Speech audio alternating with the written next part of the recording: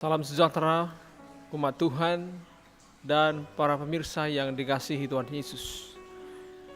Sepanjang minggu ini kita telah belajar satu judul pembahasan memahami pengorbanan. Pada kesempatan ini kita akan melihat intisari dari pelajaran kita sepanjang minggu ini. Pengorbanan.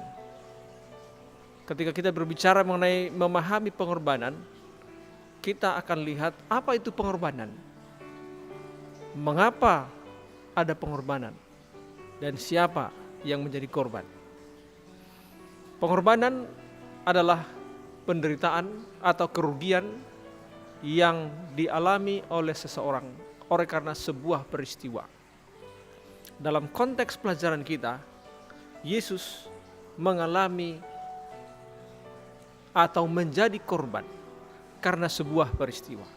Peristiwa apa? Peristiwa jatuhnya manusia ke dalam dosa. Semua manusia telah jatuh ke dalam dosa. Sejak Adam dan Hawa diciptakan nenek moyang kita, semua manusia menjadi jatuh ke dalam dosa. Dan Alkitab katakan upah dosa adalah maut. Oleh karena itu semua manusia seogianya akan mengalami maut. Karena semua orang telah berdosa, melanggar hukum Allah. Namun, Allah yang Maha Kasih itu berpikir dan berbelas kasihan. Tidak ingin semua manusia yang berdosa ini binasa.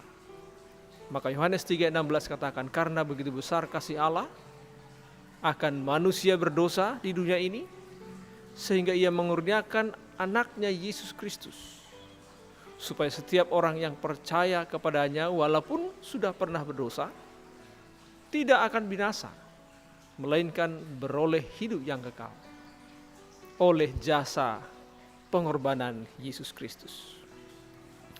Oleh sebab itu, segera setelah manusia jatuh ke dalam dosa, Allah telah melakukan satu pelajaran sebagai proses untuk memberi pengertian kepada manusia.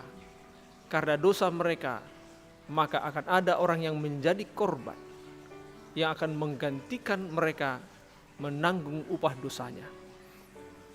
Segera setelah Adam dan Hawa berdosa, seekor hewan dikorbankan dan kulitnya diambil untuk menutupi tubuh Adam dan Hawa yang telah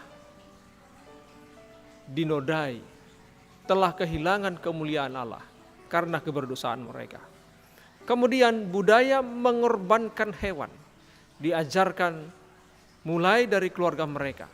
Kita tahu di keluarga Adam dan Hawa, Kain dan Habel, diteruskan dari generasi ke generasi umat-umat Tuhan, selalu membudayakan korban. Dan bahkan kemudian berlanjut kepada bangsa Israel.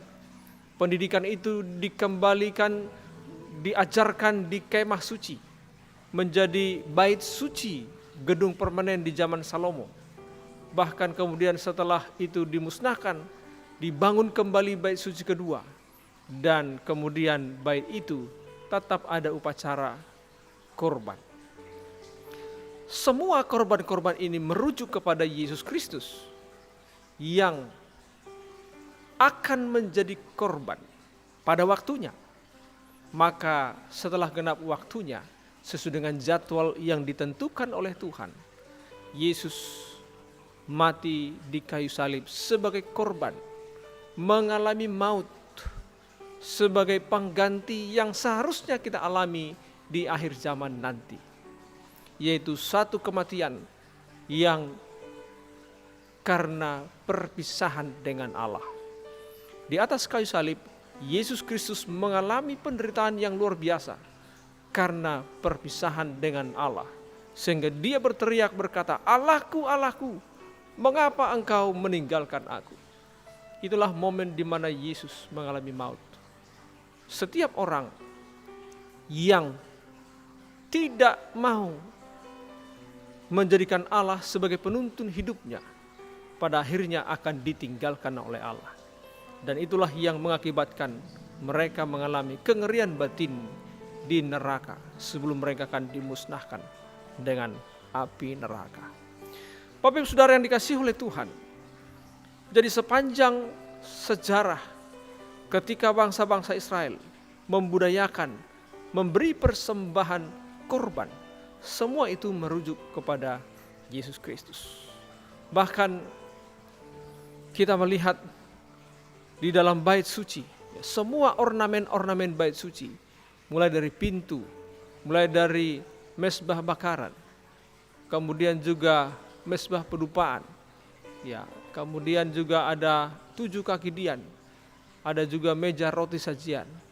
Di dalam bait suci juga ada hukum Allah, 10 hukum Allah, semua merujuk kepada Yesus Kristus.